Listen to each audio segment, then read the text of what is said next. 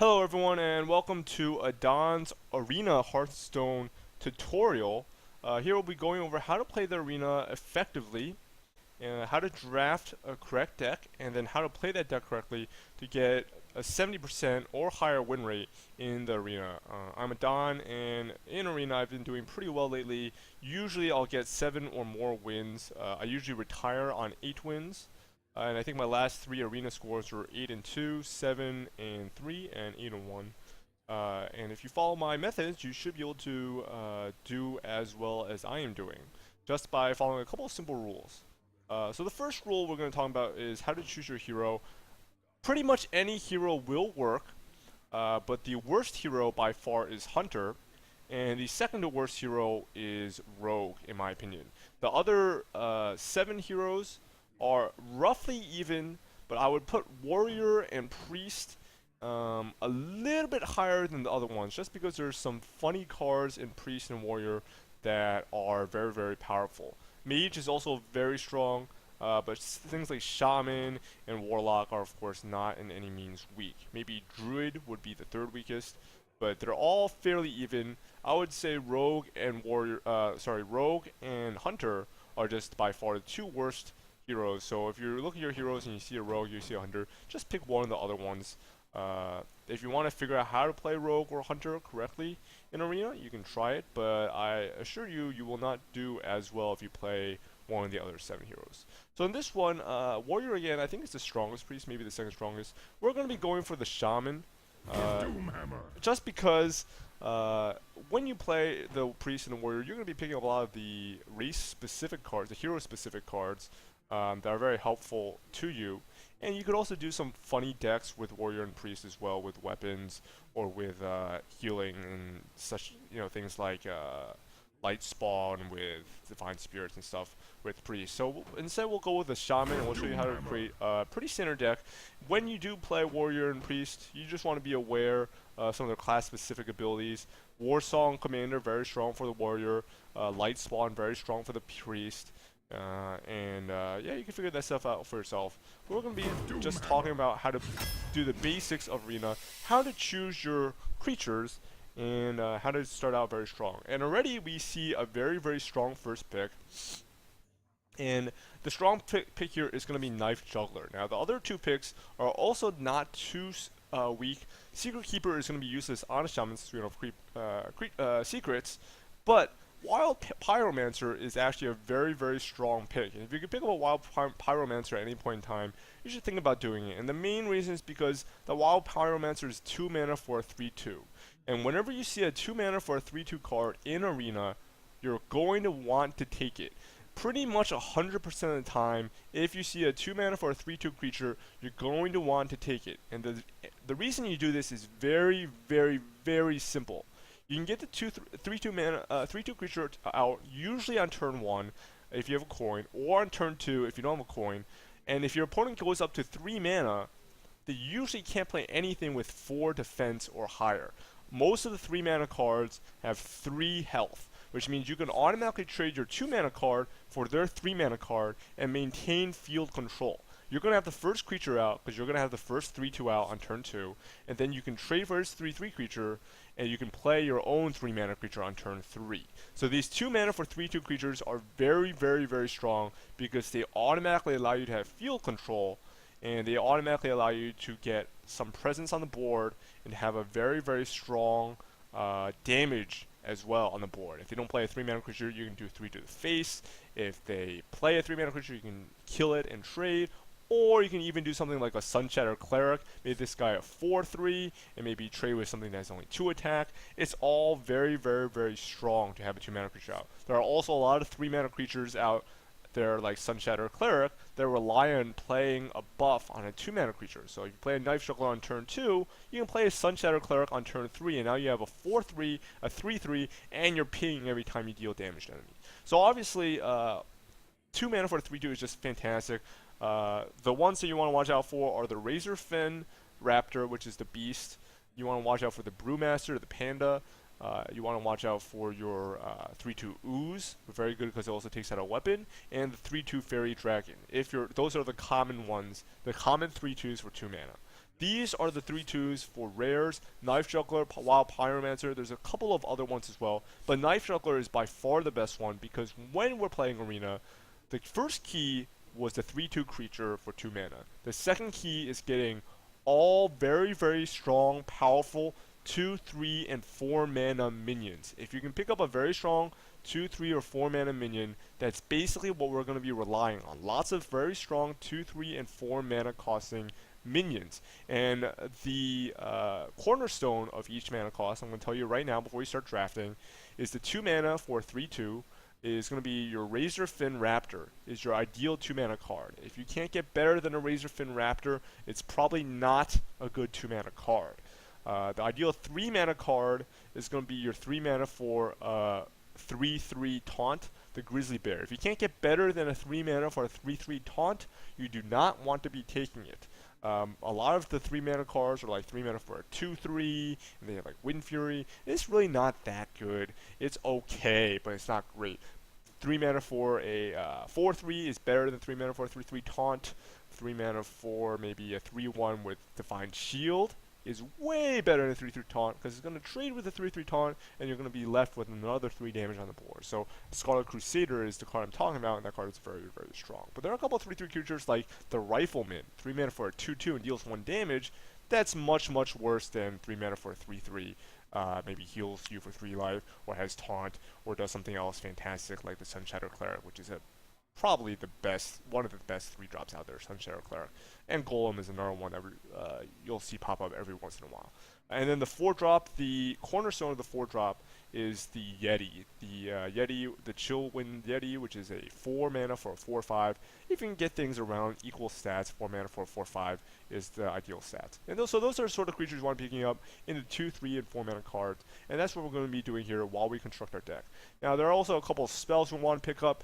In general, spells are very good if you can trade for at least 1 creature and probably more than 1 creature. Now, aside from the 2, 3, 4 mana cards, you're thinking, okay, I can't just draft only 2, 3, and 4 mana cards whilst I'm drafting. Well, the answer is anything that does direct damage and anything that's going to trade more than a 1-for-1 card trade.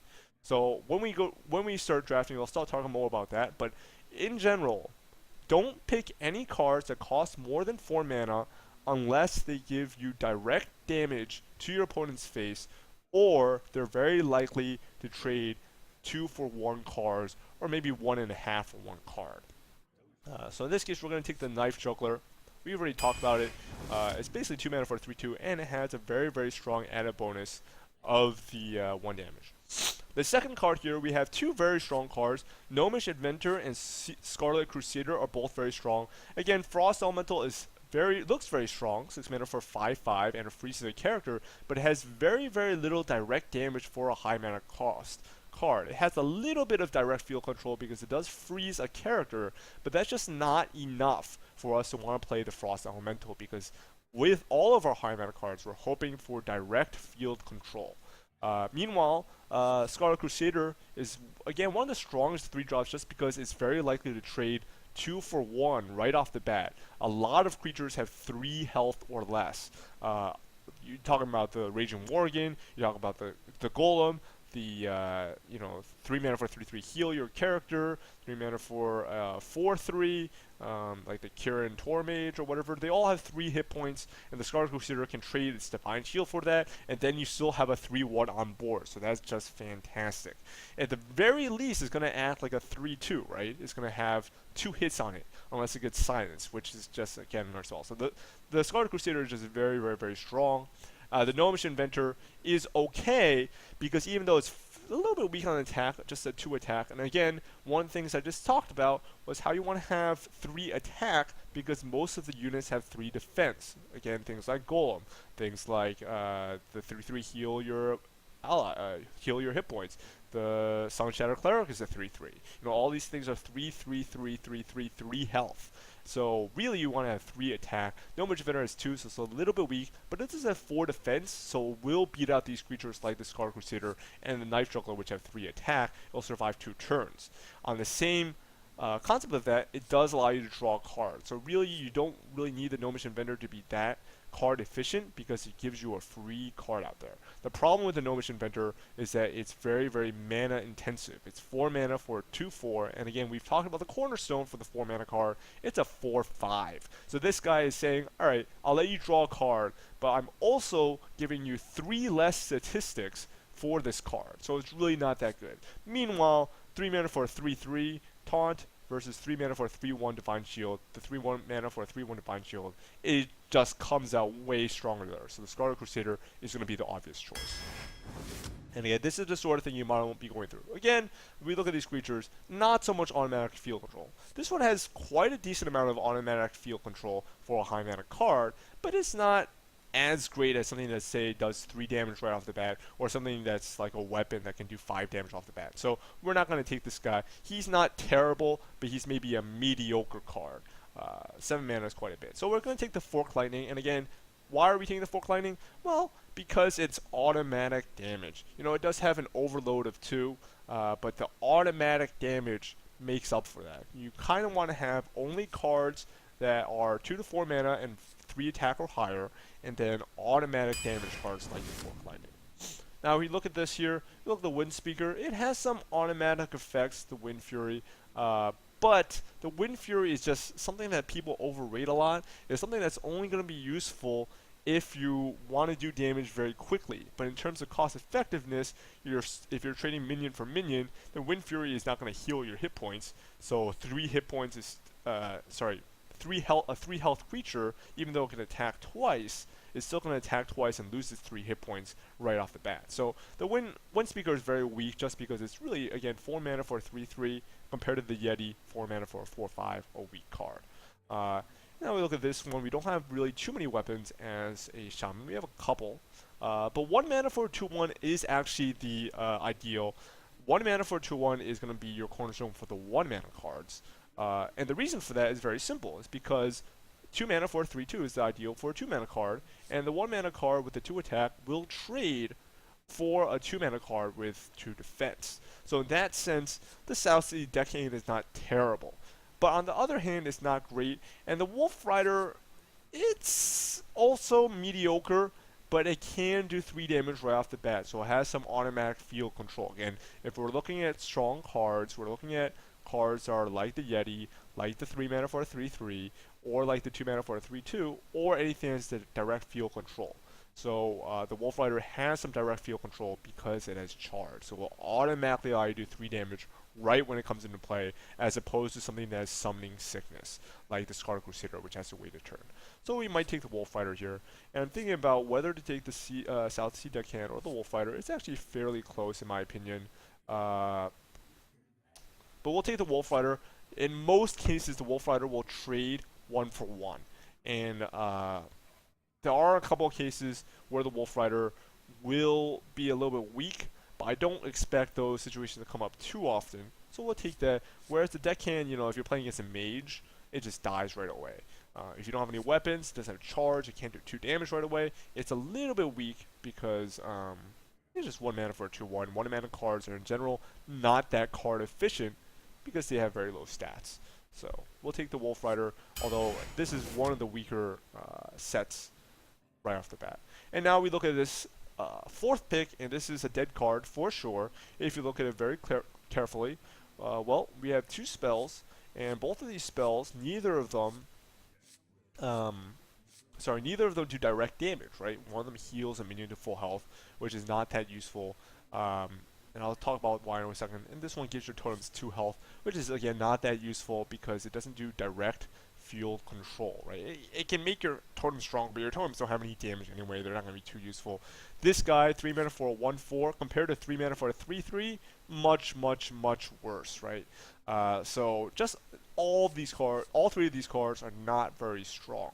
Now what we're going to do here is we're going to take the Ancestral Healing. And the reason the Ancestral Healing is not very strong is because of the following reason. You're mostly trading 1 for 1 with minions. Restoring a minion to full health is not really that useful because most players will be only attacking your minions, only killing your minions if they know they can kill a minion. You know, if we're attacking into a 3-3, your opponent's not going to attack a 3-3 with a 2-4 or a 2-3 or whatever, because it's not going to kill the 3-3. They'd rather attack your Shaman directly. So the ancestral healing is not really going to get very much use in all likelihood unless I have a minion with a lot of defense. A minion with 5 defense like the Yeti is very likely to take 2 hits to kill, and maybe I can kill a creature that can restore to full HP or something like that.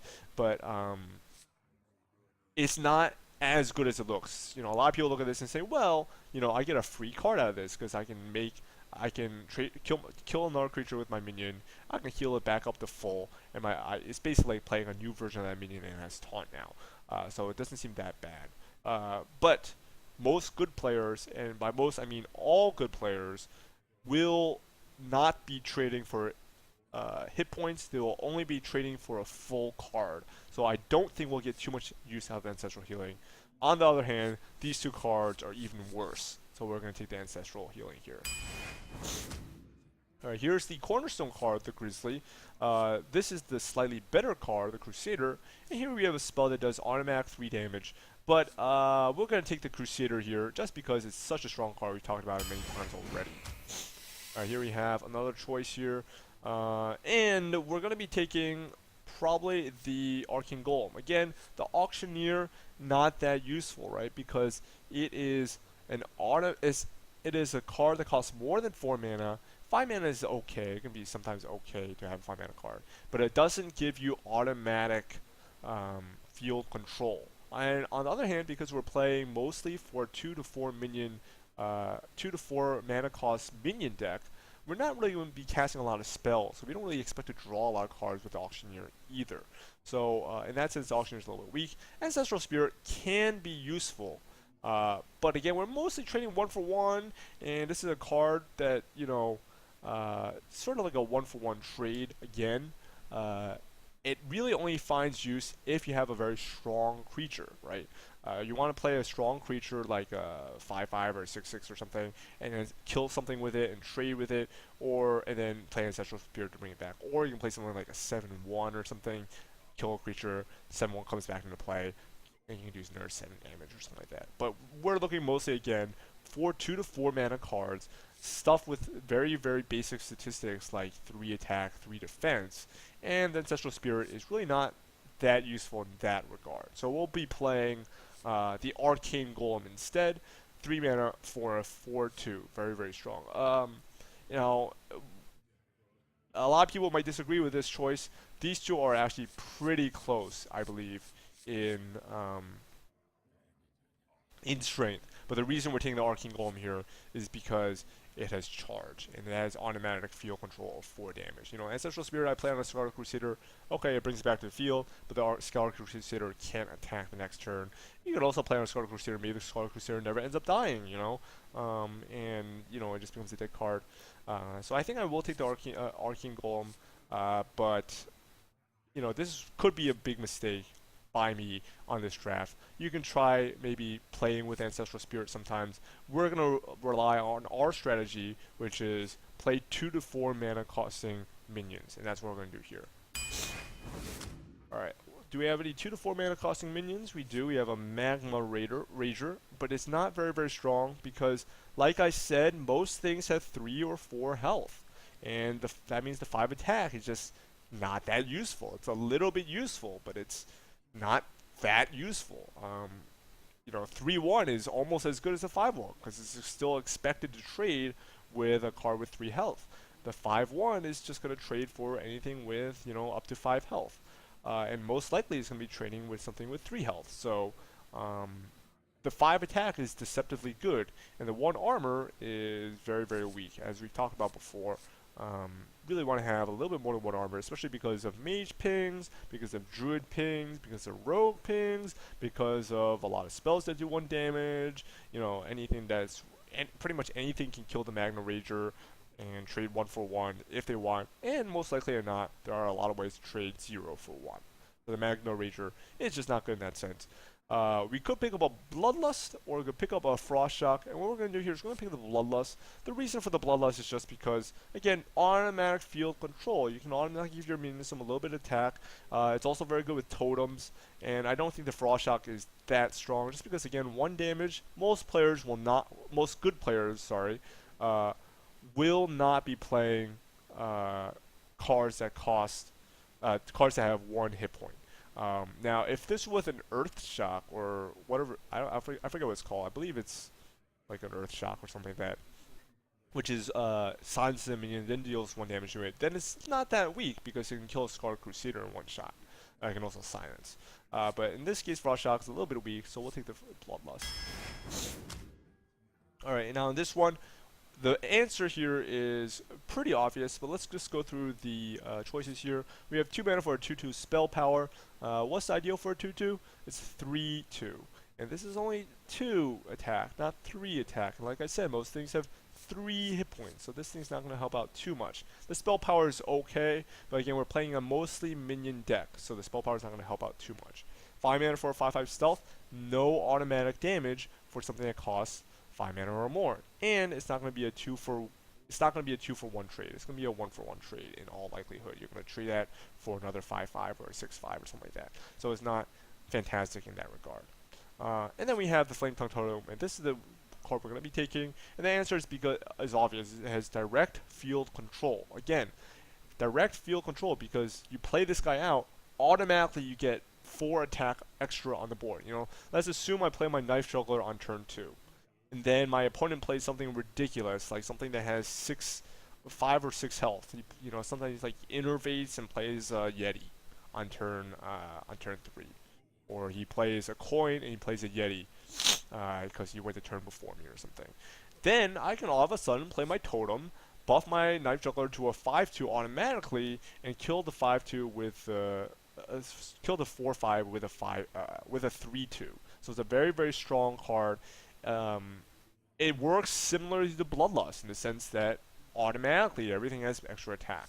So that's why that's the correct choice there. And now we go to this choice. We're going to be taking the Wild Pyromancer for sure. And the reason is, again, 4 mana for a 2/5. That's much worse than the Yeti, 4 mana for a 4/5. The Light Warden, 1 mana for a 1/2. That's worse than a 1 mana for a 2/1 because it can't trade with the Juggler or the Razorfin Raptor or so on. Meanwhile, the Wild Pyromancer, 2 mana for a 3/2. It is the ideal for a 2 mana card. Also, just a little bit of a note here, the ability of the Pyromancer also is a little bit strong, because if you play Pyromancer on turn 2, and then and you're holding a coin in your hand, or you're holding like an Ancestral Healing, whatever you want to talk about, you can actually kill a 4 damage minion with the Pyromancer. Or if they play a bunch of stuff with 1 hit point, obviously the Pyromancer can kill this stuff as well. So this Pyromancer is actually a little bit better than a regular 3/2 in my opinion. And now in this case, we have a couple choices. Wind Fury, again, not that strong, and it's a full card for a Wind Fury. It's pretty much a dead card in your deck. Meanwhile, Silverhand Knight and Lightning Bolt. Direct damage from Lightning Bolt. Silverhand Knight costs more than 4 mana, but it gives you 2 creatures. So in likelihood, the Silverhand Knight will be trading 2 for 1, because it gives you 2 creatures for 1 card. So it's sort of like a 2 for 1 card trade. So like I was talking about, any creatures that are above 4 mana, you really want them to have direct damage control right off the bat, or they're trading 2 for 1. And Silverhand Knight is one of these cards that could trade 2 for 1 very easily. On the other hand, Lightning Bolt is pretty strong because it can kill a 3 health creature. Like I said, most creatures are going to have 3 health.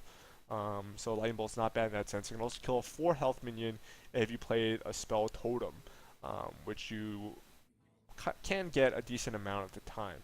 So it's a little bit of a tough choice, but we're going to be going with the Silverhand Knight just because if you look at our mana curve, we don't have any high mana costing creatures yet. And again, we're going for a minion-oriented deck. We're not going for a spell-oriented deck. So we'll go with the Silverhand Knight. And here we see another Acidic Swamp Ooze. 2 mana for a 3/2. Fantastic. Fantastic. Here's another 1 mana for a 2/1. The cornerstone of a 1 mana card, but 1 mana cards are just not as important as 2 mana cards, especially because you could start out with a coin. But then we see another Flame Tongue Totem, and that's also a fantastic 2 mana card because it gives you 4 attack.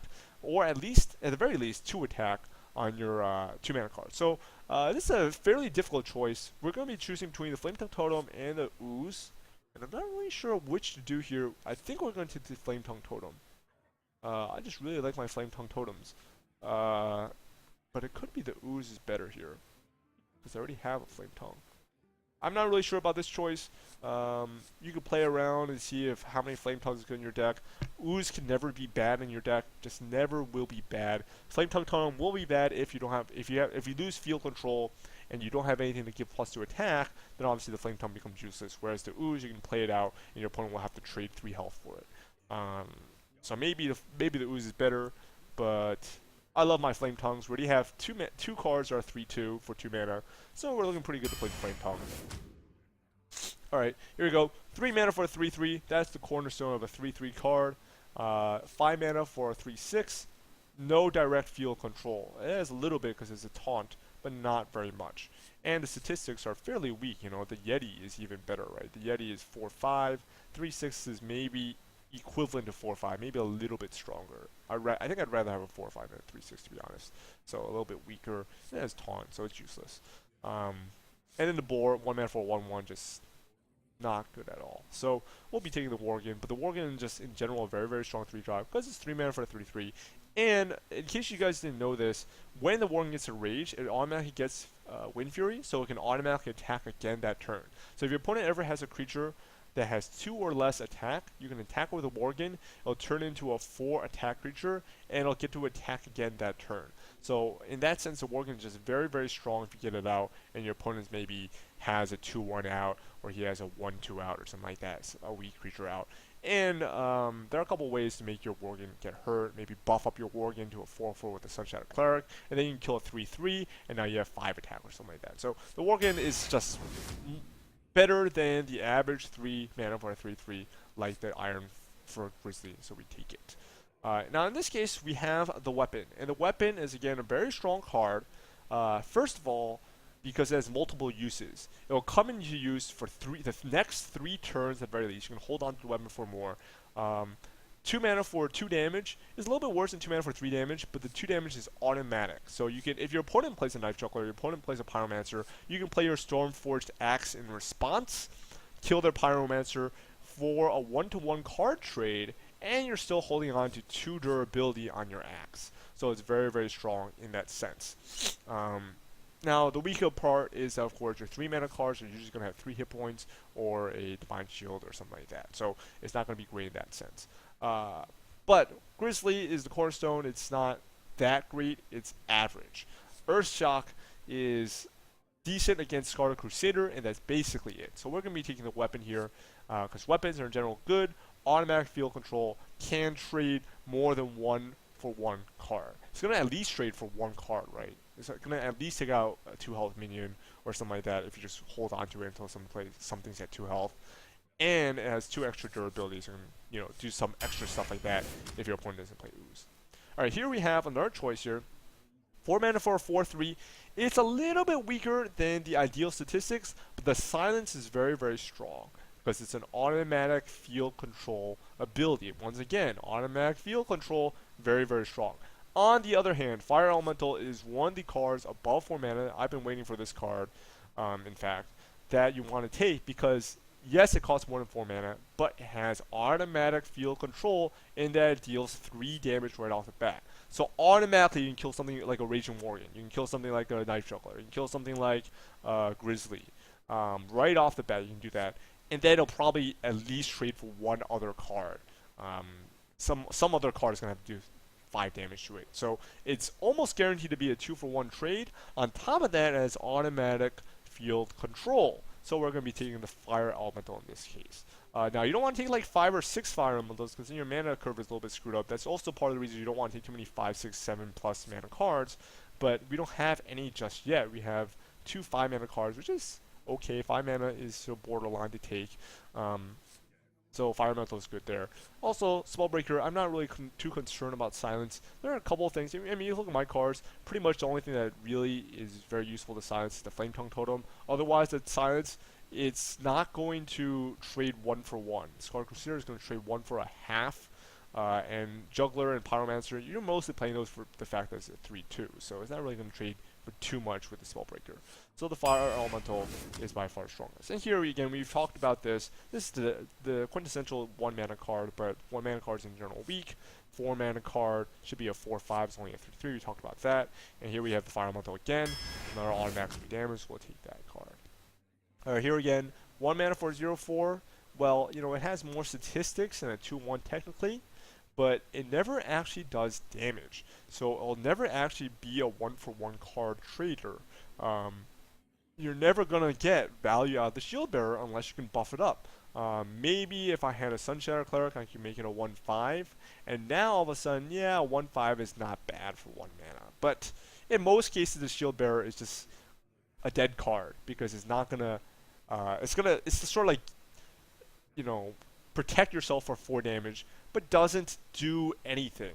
Sort of just sits there and does nothing and makes you go down a card. Now, it's a little bit useful if you have things that have 1 hit point, like a Magna Rider or something like that, Magna Rager, or if you want to, keep like a bunch of Scar Crusaders and Wolf Riders safe.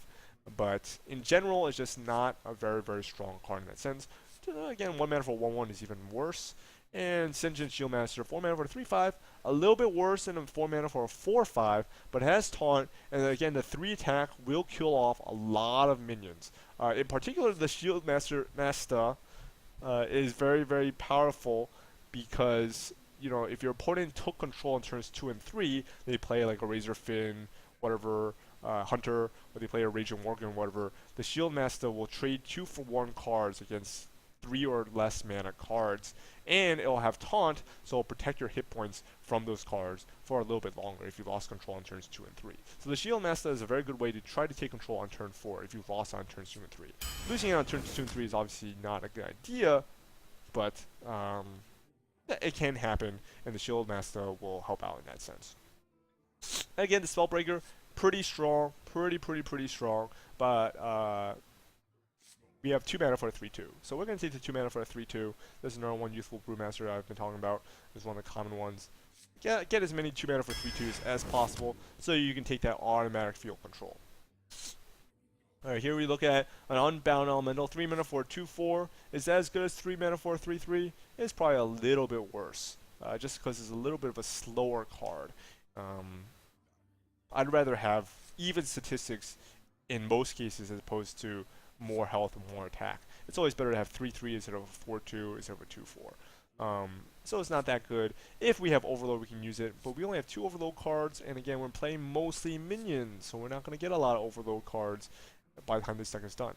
Ghoul, 3 mana for a 2/3, a little bit weaker than 3 mana for a 3/3. Now, when a minion dies, it does gain +1 attack, so it can become 3 mana for a 4/3 relatively quickly.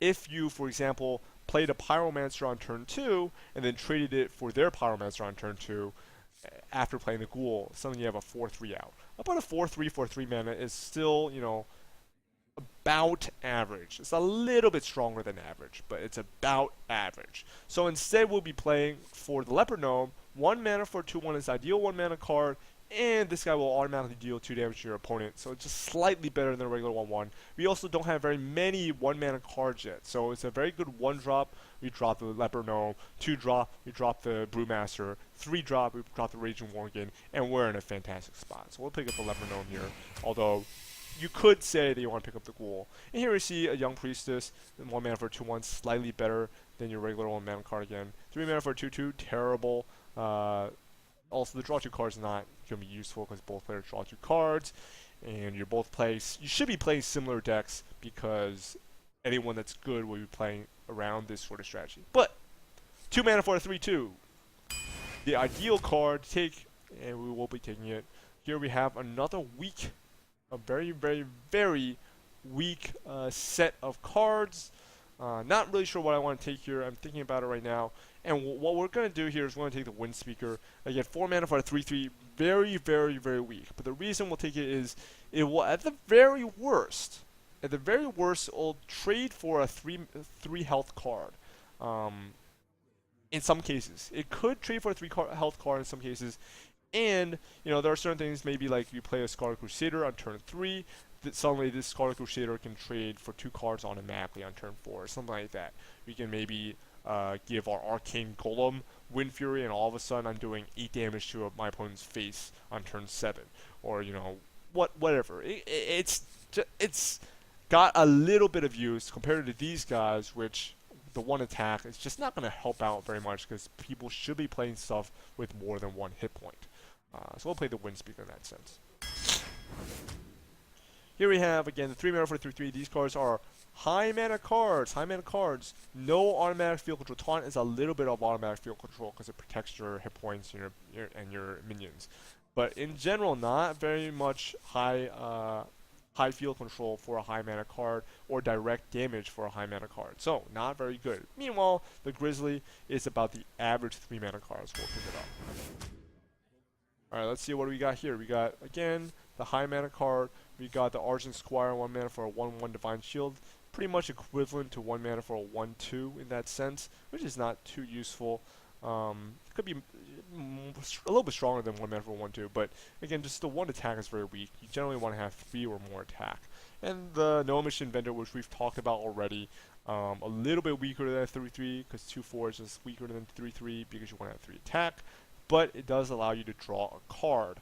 So in that sense, it will be a little bit card efficient. So we'll take up the Gnomish Inventor, so it's card efficient.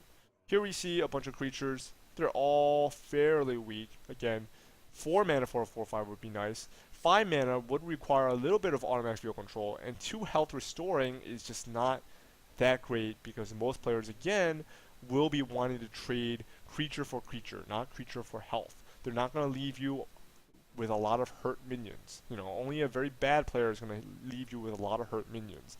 And if you have a lot of hurt minions, you're probably going to win the game anyway because you've traded that minion for another minion and it's still alive. So, the healer is just not going to be that useful against a good player. Meanwhile, the Crocolisk, rather, is 2 mana for a 2/3, which is, again, much worse than 2 mana for a 3/2 because it's not going to be able to trade for these 3 mana cards with 3 hit points, like the Rage Worgen or the Grizzly.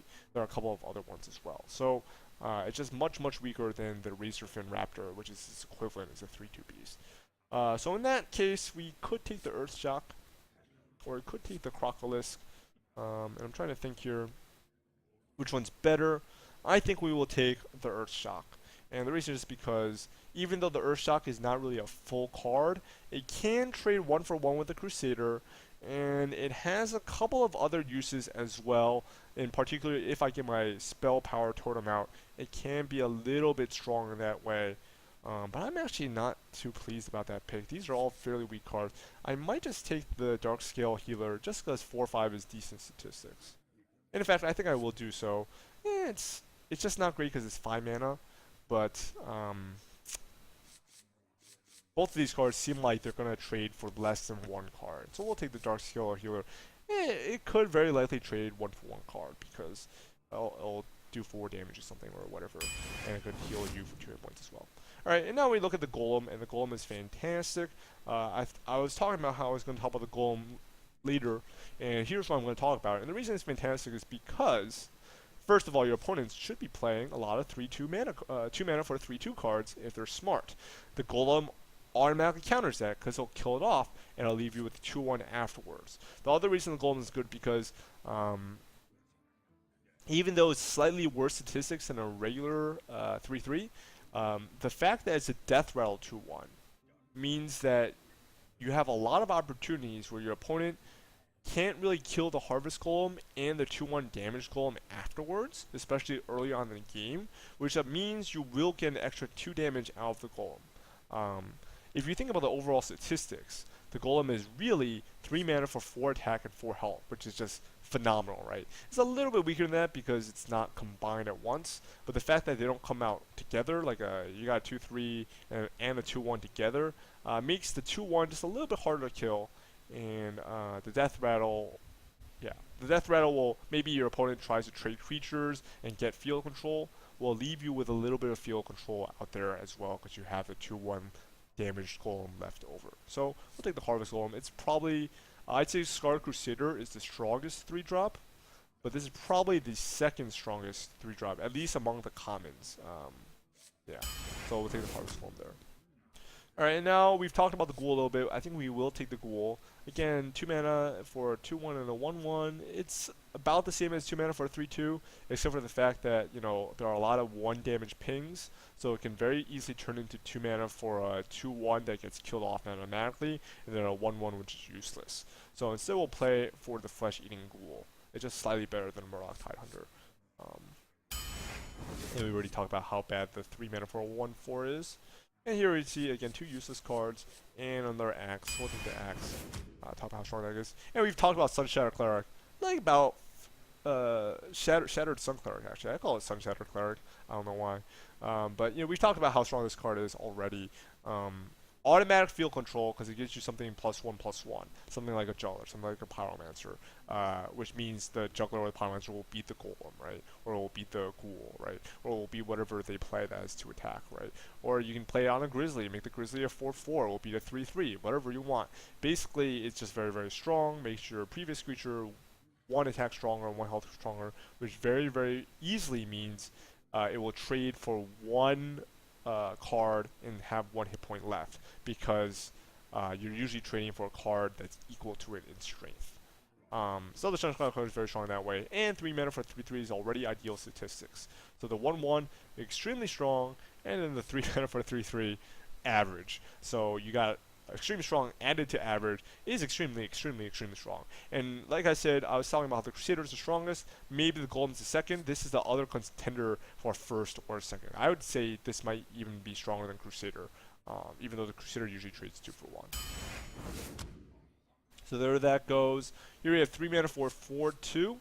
It's not terrible. It has stealth, which is not terrible, which protects its low hit points a little bit. The 4 attack's a little bit strong against you. Mostly only need 3 attack. Look at all my creatures that have 3 defense right now. 3 defense, 3 defense, 3 defense, 3 defense.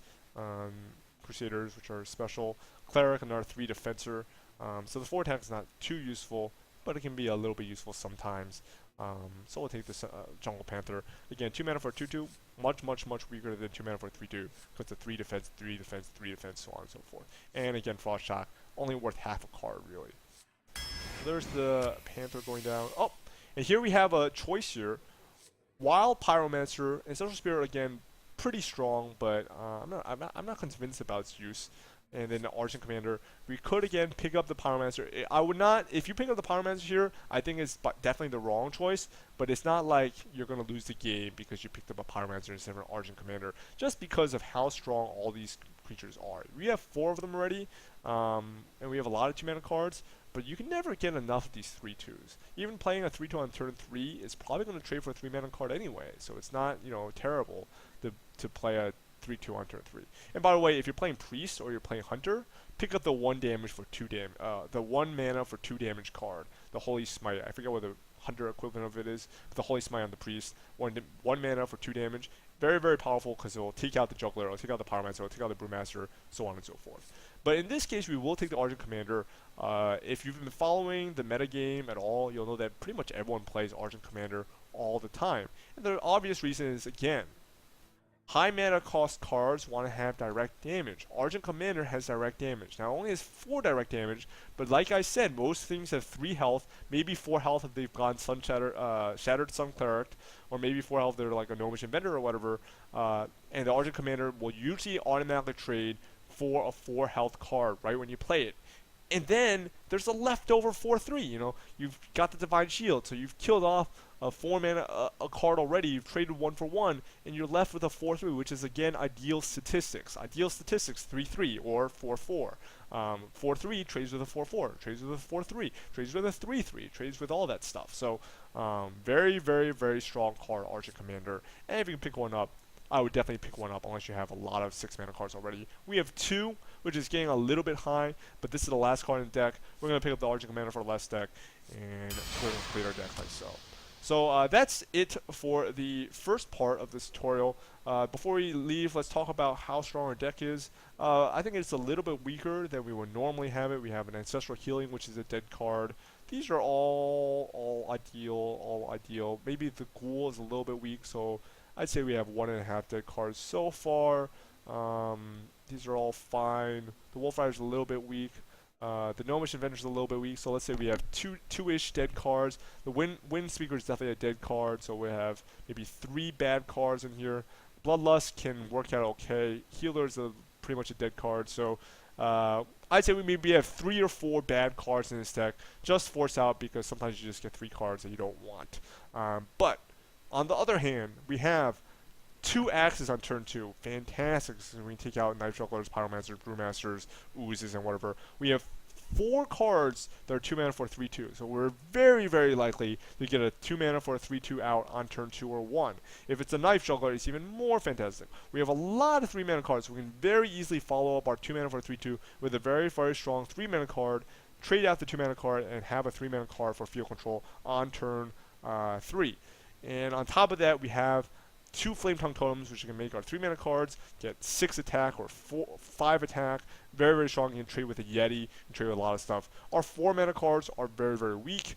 So it's a little bit shameful on that part that we didn't get any Yetis, we didn't get any of the, I forget what it's called, but the 4 mana for a 4/4 gives something 2 attack. That's probably the strongest 4 drop out there. 4 mana for a 4/4 gives a creature 2 attack.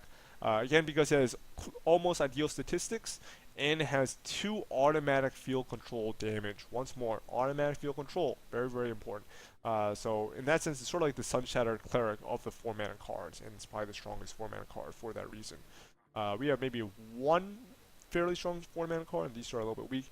But we do have 2 Fire Elementals, which are very ideal. Silverhand Knight is pretty strong, and the Argent Commander very, very strong. So it's not looking too bad. If I were to say, I would really like to have a couple more 4 mana cards or stronger, but this deck is looking not bad, and I would expect it to have a decent amount of wins. So we'll find out next time on part 2 of this tutorial, and until then, I will see you guys. I'm Adahn.